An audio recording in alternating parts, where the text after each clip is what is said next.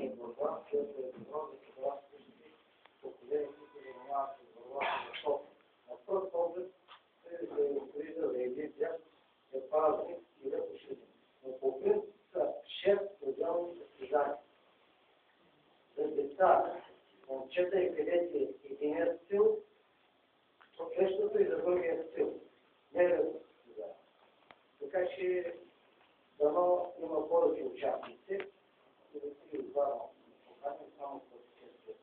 Искам да отбележа на много пресконференции, резултатите знаете за българската борба, 26 медала за кадетски,